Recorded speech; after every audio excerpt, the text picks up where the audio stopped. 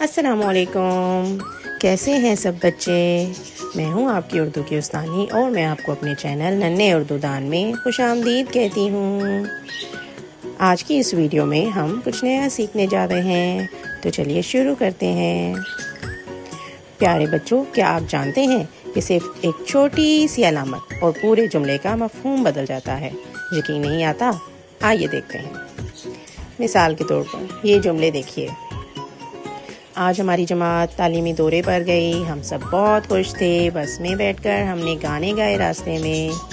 हमारी उस्तानी ने पूछा, क्या आप सब ने अपना खाना साथ रखा है? सब बच्चों ने खुशी से जवाब दिया, जी हाँ, हमने अपना खाना, पानी और नोटबुक साथ रखी है। फिर हम अजायब घर पहुँचे। वहाँ हमने बहुत सी दिलचस्प चीज़ें देखी। आखिर में हम खुशी खुशी अपने स्कूल वापस आ गए। अब दोबारा देखिए। आज हमारी जमात तालीमी दौरे पर गई। हम सब बहुत खुश थे। बस में बैठकर हमने गाने गाए। रास्ते में हमारी उस्तानी ने पूछा, क्या आप सब ने अपना खाना साथ रखा है? सब बच्चों ने खुशी से जवाब दिया, जी हाँ, हमने अपना खाना, पानी और नोटबुक साथ रखे हैं। फिर हम अजायब घर पहुँचे। वहाँ हमने बहुत सी दिलचस्प चीज़ें देखी। आखिर में हम खुशी खुशी अपने स्कूल वापस आ गए। तो देखा आपने बच्चों, फ़र्क अल्फाज का नहीं था, फ़र्क रमूज़ औक़ाफ़ का था। इस पढ़ाई की मशक़ से आपने देखा कि रमूज़ औक़ाफ़ किस कदर अहम है। इनके होने से लफ्ज़ अल्फाज का मानी बदल जाता है। आज के इस वीडियो में हम सीखने जा रहे हैं रमूज़ औक़ाफ़ के बारे में।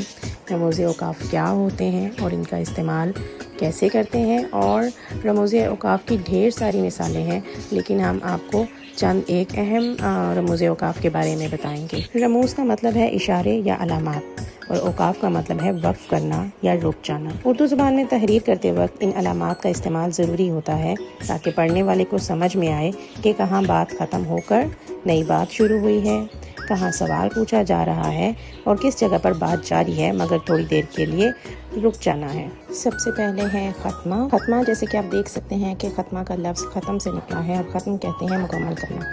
जब कोई मस्बत या मनफी जुमला मुकम्मल हो जाता है तो उसके आखिर में ख़त्मा लगाते हैं।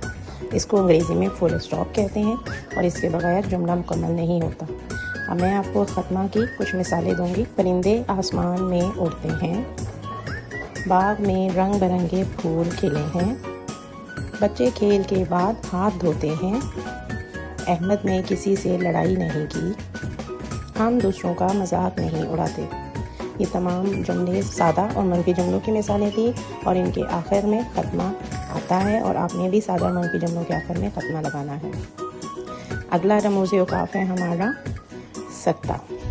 सत्ता को इंग्लिश में कॉमा कहते हैं। सत्ता जो है वो एक ऐसा रमूज़ औक़ाफ़ है जो जुमले के दरमियान हल्का सा वक़्फ़ा ज़ाहिर करने के लिए इस्तेमाल होता है ताकि जुमला ज़्यादा वाज़िया और आसानी से समझ में आए, जैसे हम अंग्रेज़ी में कॉमा इस्तेमाल करते हैं। एक ही जुमले में कई अल्फाज या चीज़ों को अलग करने के लिए इसका इस्तेमाल किया जाता है, और जुमले के दरमियान मुख्तसर वक़्फ़ा देने के लिए, या फिर एक ही जुमले के बाद इसी से मुतल्लिक दूसरा मुख्तसर जुमला आए और बात को रवानी से जारी रखना हो तो दोनों के दरमियान सत्ता इस्तेमाल किया जाता है।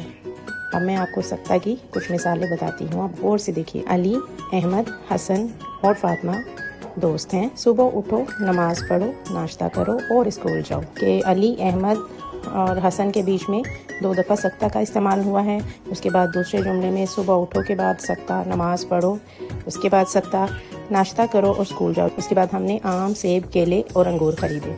आम, सेब और केले को अलग अलग करने के लिए सत्ता का इस्तेमाल किया है। घंटी बजी, बच्चे क्लास में दाखिल हो गए। घंटी बजी एक मुख्तसर जुमला था, उसके बाद सत्ता इस्तेमाल किया है। उस्ताद ने सबक समझाया, तलबा ने गौर से सुना। अब उस्ताद ने सबक समझाया भी एक मुख्तसर जुमला था। अब हम बढ़ते हैं हमारे तीसरे अहम रमूज़ औक़ाफ़ की जानिब, जो कि है सवालिया निशान। सवालिया निशान से तो आप बखूबी वाकिफ़ हैं। हम इंग्लिश में क्वेश्चन मार्क का इस्तेमाल करते हैं जब भी कोई सवालिया जुमले हों। इंटरोगेटिव सेंटेंसेस के आखिर में आप क्वेश्चन मार्क लगाते हैं। इसी तरह हम उर्दू में सवालिया जुमलों के आखिर में सवालिया निशान लगाते हैं ताकि मालूम हो सके कि जुमले में कोई सवाल पूछा जा रहा है। अब मैं आपको सवालिया जुमलों की मिसाल दूंगी और आप देखेंगे कि हर जुमले के आखिर में सवालिया निशान लगाना बहुत ज़रूरी है। क्या तुमने अपना काम मुकम्मल कर लिया? पाकिस्तान के दारुल हुकूमत का नाम क्या है? क्या तुम मेरी मदद करोगे? ये किताब किसकी है?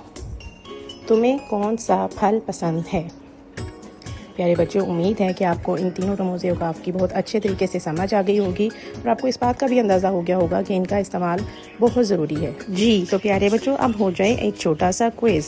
आपसे रमूज़ औक़ाफ़ के बारे में कुछ सवाल पूछने जा रही हूँ। आप इनको गौर से सुने और अपने जवाब बताइए। सवाल 1, जुमले के आखिर में कौन सी अलामत लगती है? सवालिया, ख़त्मा या सत्ता? शाबाश, दुरुस्त जवाब है ख़त्मा। दूसरा सवाल, सवाल पूछने वाले जुमले के आखिर में कौन सी अलामत लगती है? नदाइया, ख़त्मा या सवालिया? बिल्कुल दुरुस्त, सवालिया। जुमले में हल्का सा वक्फा ज़ाहिर करने के लिए कौन सी अलामत इस्तेमाल होती है? ऑप्शन ए सत्ता, ऑप्शन बी ख़त्मा या ऑप्शन सी सवालिया? शाबाश, दुरुस्त जवाब है ऑप्शन ए यानी कि सत्ता। हमारा अगला सवाल है, दुरुस्त अलामत लगाएं। तुम्हारा नाम क्या है? इसके आखिर में कौन सी अलामत लगेगी? ऑप्शन ए है ख़त्मा की अलामत, ऑप्शन बी है सवालिया निशान, ऑप्शन सी है सत्ता। हमारा सही जवाब है सवालिया निशान की अलामत, जो कि ये एक सवाल था।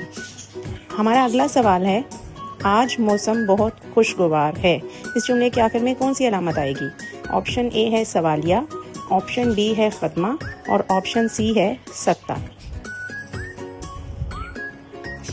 शाबाश, हमारा दुरुस्त जवाब है ऑप्शन डी यानी कि ख़त्मा, क्योंकि ये एक सादा जुमला था। प्यारे बच्चों, आपके कितने जवाब सही हुए कमेंट्स में ज़रूर बताइएगा। आपको ये वीडियो कैसी लगी? शुक्रिया, अल्लाह हाफिज़।